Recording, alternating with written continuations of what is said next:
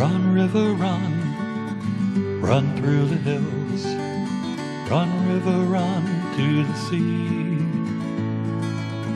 Run, river, run to your place beneath the sun. Run, river, run. Hi, welcome to be my guest today. We have Elizabeth Fideler, and she is an author. She has written a true book. This is the true story of Margaret Pearman Welch. Pearman or Pearman? Pearman. Pearman Welch. Proper Bostonian, activist, pacifist, reformer, preservationist. This woman got around 1893 to 1984, and you knew her. Tell us some more about this.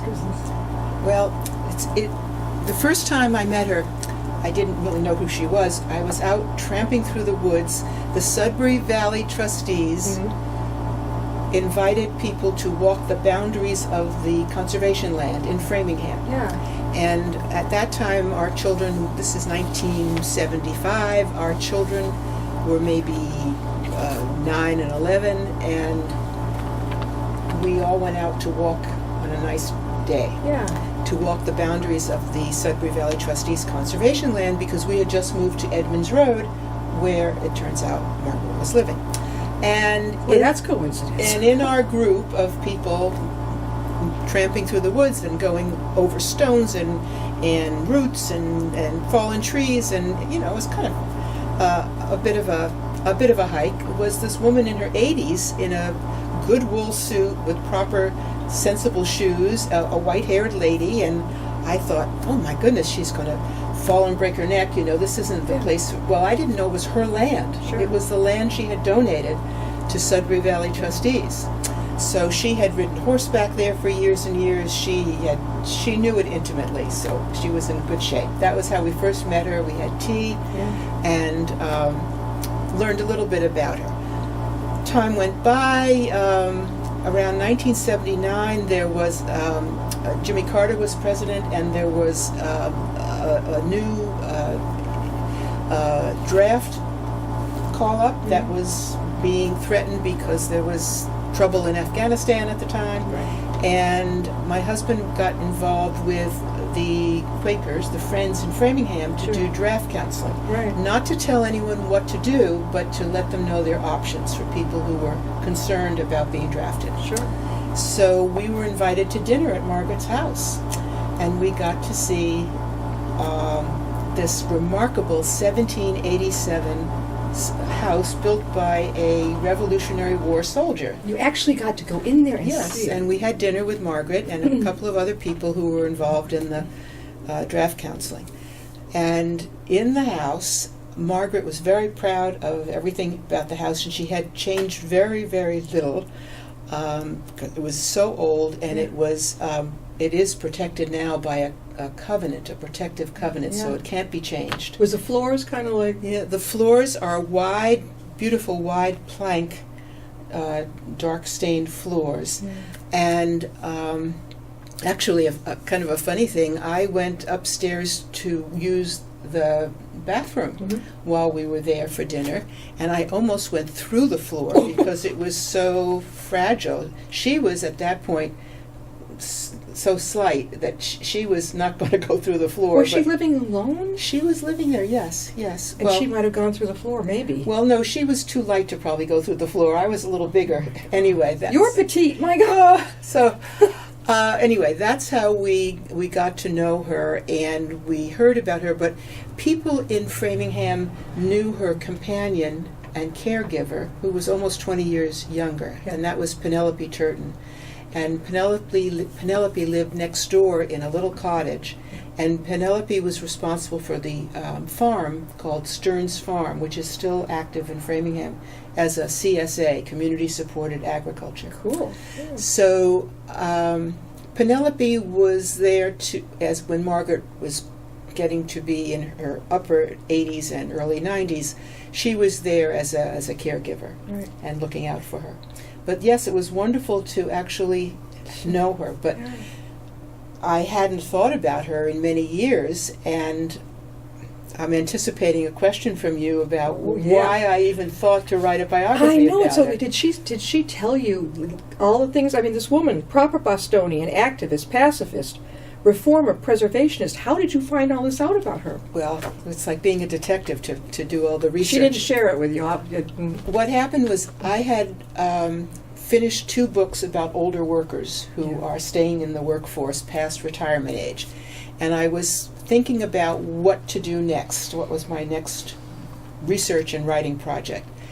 And I began reading biographies, especially about women and by women. And I also was reading about the art and craft of writing biographies, and was struck by the fact that famous women and famous men are considered most interesting, and people write biographies about mostly famous women and men, and that there are many other people who are equally interesting who are unrecognized. And that sort of stuck in my mind. And I thought to myself, who did I know who was rather remarkable but unrecognized, and whose story deserved to be told? And I'd have to tell you that Margaret Welch popped into my mind. Did you approach her and say, I'd like to write your memoir? No. She died in 1984, and this is only about 2 years ago. Yeah, right. That I was thinking, who did I know whose story deserved to be told, and thought of her, and I reached out to people in the neighborhood, because the Quaker meeting is also down the road from my house, because it was built on her land. Sure. And the 1787 Revolutionary War Soldiers' House, the Nixon House, is there. Okay. So I knew to contact some people in the general neighborhood. I could go to the Historical Society and reached out to them, and one thing led to another. And she has no idea that I wrote about her. And you had no clue that she had been this way, that this is active? Well, I knew that she was a Quaker, and I knew about her convictions and her some of her beliefs, and I knew about Penelope because Stearns Farm was also down the road, and I could shop there, and our son actually worked for Penelope at the farm. I talked to a lot of people who said, "Oh, my kid or kids worked there." Kids earned about 25 cents or 50 cents an hour to pull weeds, and Penelope was almost tyrannical, but everyone respected her, even though she intimidated adults as well as children. Kids learned a lot from Penelope and working there. Was Penelope the caregiver? Yes. And Margaret was in Boston at Lewisburg Square in her home there most of the winter, and in the summer she'd come out to the house in Framingham. Right. So people knew Penelope because she was in Framingham year-round. Right. So she was more of a presence in Framingham. But people in Boston, for example, Governor Michael Dukakis, who wrote an endorsement on the back of the book. Oh, yes. Mike Dukakis just loved her. He adored her because she and he shared some, I guess you'd call them pet peeves. They were billboard blight and roadside litter.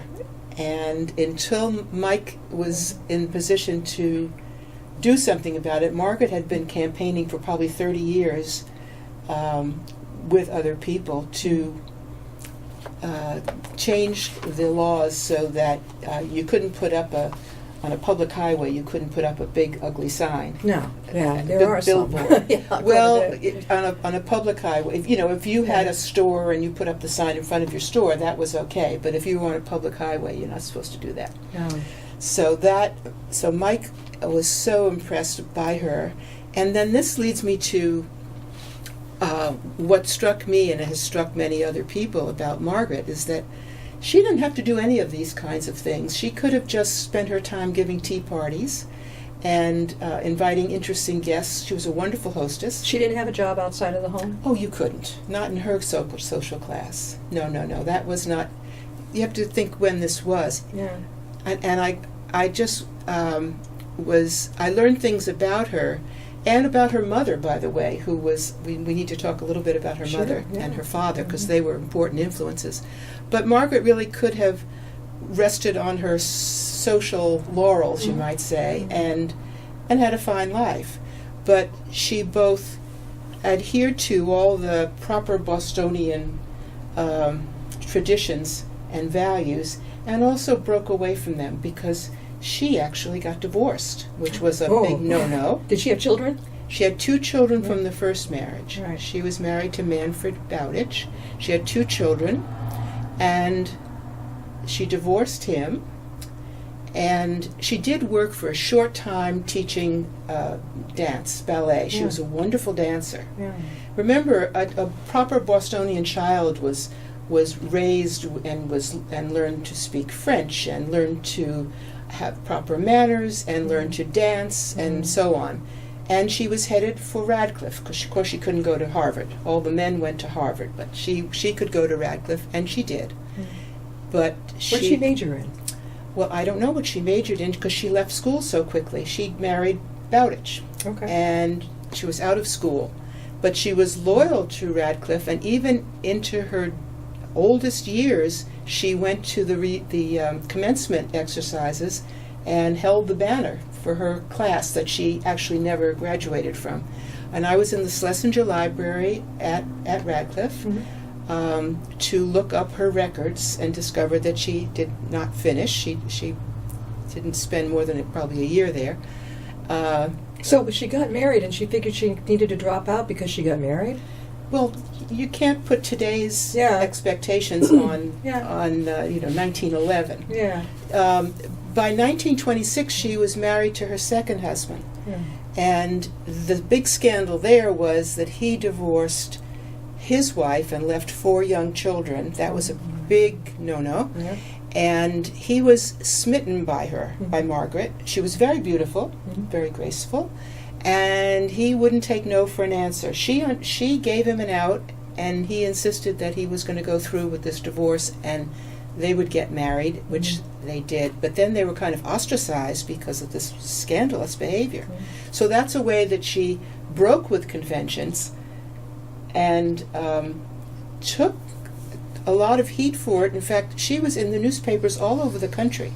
So I had a lot of newspaper articles about her, not just in the Boston newspapers, but she and then the second husband was very prominent socially. And he was what was called a professional trustee, which meant that he managed wealthy people's money. I got it. And the firm that he was a grandson of the founder of Welch, which became Welch and Forbes, and it's still in business more than 175 years later. So she had a spectacularly indulged life with E. Sawyer Welch, because he was a gourmand and a yachtsman and a very spoiled fellow. And they traveled to Europe almost every year, and they lived very well. Was he a trustworthy trustee?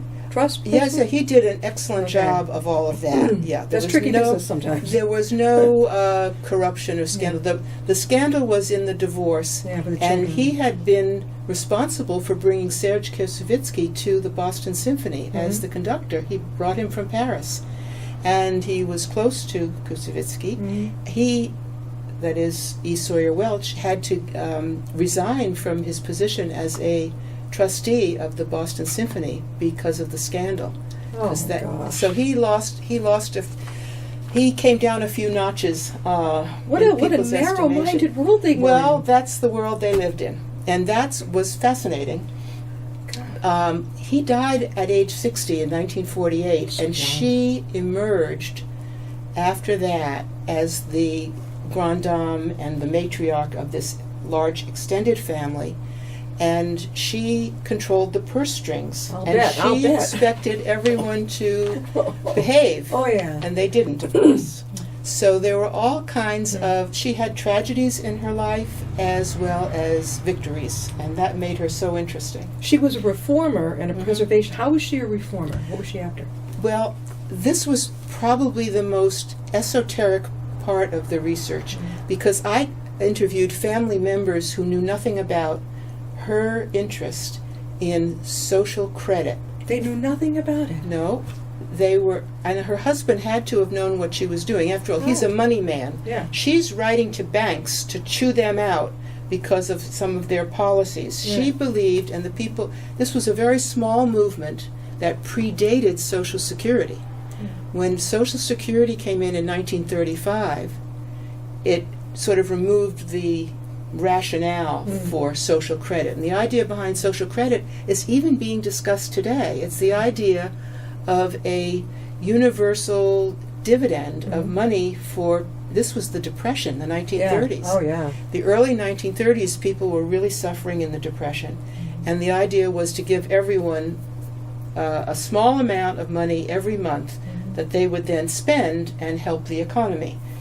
Well, she was in favor of this idea with maybe barely 100 other people across the country. But she ran afoul, actually, of the man who was the head of the social credit movement in the United States. And you have to read the book to get all the details of that. So she ran. But that's how she was a reformer. It was monetary reform that she was looking for. In a good way, so that people is in a Yeah, would help people. To the help idea people. was to help people. Okay. And it's even being discussed, not the exact same plan, but it is being discussed today as a universal dividend, as a possibility. She's an amazing person. We're talking with Elizabeth Fideler. I got Yes, that right. that's She's right. the author of Margaret, Pearman, Welch, proper Bostonian activist, pacifist, reformer, and preservationist. There'll be a copy downstairs on the author's wall if you'd like to. How can people reach your book otherwise? Well, they can get it from Amazon, of course, and the publisher is Whiff and Stock, and they can go to orders with an S, ORDERS, at Whiff and Stock, which is WIPFANDSTOCK.com, and they can order it online or call. Okay. Amazon's just as easy. If you give presentations, obviously, yes. if somebody's interested in that, do you want to give them your email? Sure. I'm at Liz Paul Fideler at mindspring.com, and that's LIZPAUL F as in Frank, IDELER at mindspring, MIND, mindspring.com. Now, you have an event coming up at the Athenaeum. Yes. Tell us about that one. Well, October 3rd, Yeah. middle of the day, noon time, I'll be doing a book talk at the Boston Athenaeum, which I'm looking forward to enormously. Where else have you been? Framingham Public Library, Yeah. Concord Public Library, the Beacon Hill Friends House, because Margaret was a Quaker, and we should talk about that. Yeah. And Sudbury Valley trustees invited me to Walbeck Farm to give a talk because they're very interested in the conservation side of things. Now, I know I used to live in Sudbury back in, was it the 80s? Trips Lane. Does that strike a bell with you? It's way up, like the hill from Route 20. You go, Yeah, I don't know, it's way up there. Yeah. But I remember it was beautiful up there. yeah. Now, she was a Quaker. Tell us about her Quaker background. Well, she didn't start out as a Quaker. I was told by a few different people that they had different interpretations of why she became a Quaker. One person told me that essentially the divorce was a no-no, and she sort of got kicked out of the Episcopal Church where she was. She was not a religiously observant person to start with. So I think she became a Quaker because she was a pacifist, and she believed in world peace. She and Penelope, who was her companion and caregiver, they were members of the Cambridge Friends meeting for a long time.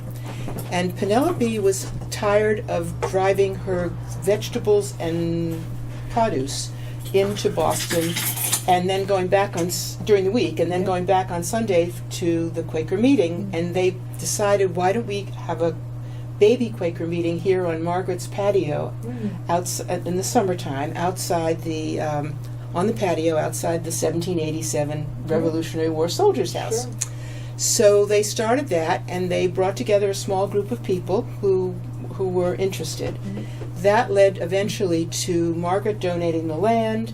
The Cambridge Friends supported their efforts and paid for the purchase of an empty schoolhouse in Framingham, schoolhouse number 7, which was then moved back from the road And this is all next to the Nixon house that I told you about. Right. And is a beautiful, the schoolhouse is still there, the Quaker meeting is still there. And they worked very hard to get it going with co-religionists. Right. And she was the mainstay of the Quaker meeting as long as she lived. Well, there is a Quaker, I don't know if they're still active, but I think they are, over in Uxbridge, off of Route 146A. I've always driven by and wondered, but it's a very plain house, Yes. but it's a Quaker meeting house. Well, some of the Quaker meetings are led by a clergy person, and many of them are unpastored, which means that the congregation or the members conduct their own meeting, and they do a lot of quiet, even silent Yeah, I know, I've heard about that. thinking. It really turns one has to do a lot of reflection as a Quaker. Now, Elizabeth, you are a research fellow at Boston College's Center on Aging and Work. Yes. And you've also written Women Still at Work, Professionals Over 60 and On the Job, Men Still at Work, Professionals Over 60 and On the Job. This is fantastic. Why haven't I heard of these books? Well, I think that you would enjoy both of them, and what the books do is they celebrate these wonderful people who are in their 60s, 70s, and 80s, who have chosen to continue working for various reasons. Sure. Money not being the primary motivation. Money is not their priority. I can't generalize across all people in their 60s, 70s, and 80s because there are people who must work to make ends meet. Yeah. And these are people who are very well educated, mostly in professional positions, who have a choice, which is very important. And I put a face to the statistics. There's plenty of statistics in the book, in the books, to establish the context in which they are working. But I think it's important to tell their stories. And I think that's the link actually to the biography of Margaret in a way, interviewing people and telling their stories. Now, you know she was a pacifist, reformer, preservationist. How could she be both a pacifist and actor? How did she work that gig? How did she do that? Well, as a pacifist, she spoke out against World War II, and she was, we have heard recently with the current president of something called America First, which is controversial, and it was in 1939, 40, 41, also controversial. Charles Lindbergh was one of the people who spearheaded the America First movement, but there were about 800,000 people, many of them highly respected and prominent people, who thought that America should not get into World War II. When Pearl Harbor occurred, that was all dropped. That was the end of the America First movement. She was active in that movement. She was an active pacifist. She was an activist in terms of things like, as I mentioned before, the fighting billboard blight. She would go to the State House in Boston and lobby, not as a paid lobbyist, but lobby the legislators, and she would write letters to the editor. She, today, probably you and I and most people today receive very few personal letters. Oh, yeah, I know. Everything comes, texts, blogs, emails, and other forms of media. She was writing one letter after another on her typewriter, especially to legislators, and she knew everyone. She got that from her father and mother. They knew a lot of people, even Mark Twain, Samuel Clemens. Yeah, and other scientists and inventors. These people were all guests at the house when she was growing up. So what did she strike you as when you met her? Was she quiet? She was quiet and dignified and very soft-spoken, because a proper lady didn't raise her voice. She was very quiet, but she was steely. She was firm. She knew her own mind. So, though she didn't have to raise her voice to make her point. When did she become a widow? 1948. So, her husband was 60, and she was just in her younger 50s. So she had a lot more. She died at 91, so she Yeah. had another almost 40 more years. And she stayed single this time. She did. She did. We are talking again with Elizabeth Fideler. I got that right. Fideler. Yeah. Fideler. Author of Margaret Pearman, Welch, and Welch. Pearman Welch. And Yes. she is a proper Bostonian activist, pacifist, reformer, and preservationist. 1893 to 1984. Did you pick out the cover to that? I love the cover, and I give credit to the press. They took care of that. Yeah. I thought they would put. I provided a picture of Margaret, and they used it as kind of a frontispiece. But that, the picture has to be of a certain quality, and it wasn't. This is the picture of Margaret. She was very Museum on beautiful. that, Paul? I don't know if that'll show Did she up. look anything like that by the time you met her? Oh, well, she was in her 80s when I met her, so Yeah. no, she was still a small woman. Will you see? Let's try one more time. I'll hold it up. Oh, let's see Okay. if you can get. This is Margaret Pearman Welch, and that was her. When she was a debutante. Yep, she was course probably she was a what, debutante. 18, 19, 17, 18, 19 19, years yeah, old. yeah, when she came out. What was her background? Was she German, French? What was she? Do you know if she was Irish, English? English. She was Yeah, English. she was actually a descendant of Anne Hutchinson, Okay. way back when. Oh, yeah. And E. Sawyer Welch, Mm-hmm. the second husband, was a descendant of John Welch, who carved the sacred cod that hangs in the State House in Boston. Really? Yeah, all Oh, kinds the of cod is still up there after all these years. Yeah. all kinds of wonderful things. Yeah. But this is actually near Lewisburg Square. Yeah. It's actually Chestnut Street and Willow Street. Is that where she lived? She lived in a beautiful home at Lewisburg Square. John Kerry and his wife live across the street. In Okay. case you go to see their house, look across the street, and that was And that's Margaret's where- house.